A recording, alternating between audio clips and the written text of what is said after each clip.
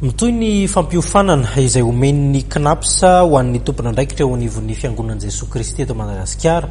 Ny FJKM zany eto ny Tinambara dia nahazo ny anjara fiofanana ny herinandro lasa teo anivon'ny synodam-paritany Antsiranana tao amin'ny FJKM Ambilobe Kristy Mpanjaka no nanaovana izay fiofanana izay.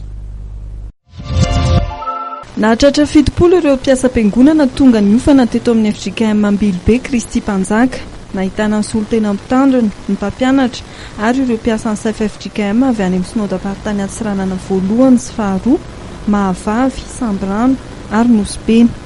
Izao fampiofanana izao moa izany no natolotry ny CNAPS ho an'ny tompona andraikitra isan-tsokavy sy ny mpitandrina rehetra eny anivon'ny fiangonana indrindra aty amin'ny faritra Nosy mba hampiroborobo ny fiahiana ara-tsosialy ny mpiasa rehetrarehetra izay karakarainy ao amin'izany fiangonana izany. Dia inonay sy antenanay fa azo ny anjara tandrifiny avy avokoa na ny mpampiasa na ny mpiasa dia samy misitraka ny tombotsoa sy ny zo mahakasika an'izany fiahiana ara-tsosialy karakarain'ny CNAPS izany. Ankoatra ny fampahafantarana ny lalàna velona momba ny fiahiana ara-tsosialy dia notsehiviny fa niakatra manaraka ny fiakaran'ny karama farany ambany ny tolotra omen'ny CNAPS.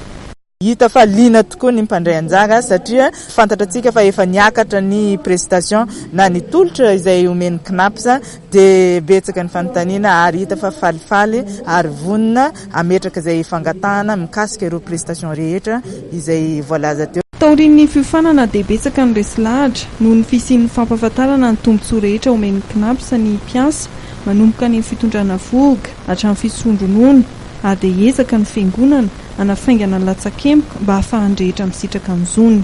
Voalohany mampitombo ny fahalalana amin'ny tompona andraikitra. Amantarana hoe inona ny tokony atao eo amin'ny fiaraha-miasany FJKM sy ny CNAPS mpampiasa sy ny mampiasa tena manamora ny andraikitry ny mpampiasa iny sady misoroka ny mety ho tsy fahombiazana amin'ny andraikitra hafa izay mbola mety hitranga, mampitombo ihany koa ny fampirisihana ny mpiasa amin'ny fandoavana ny latsakempoka satria fantatra daholo zany ny zo tokony ho azony rehefa avy eo.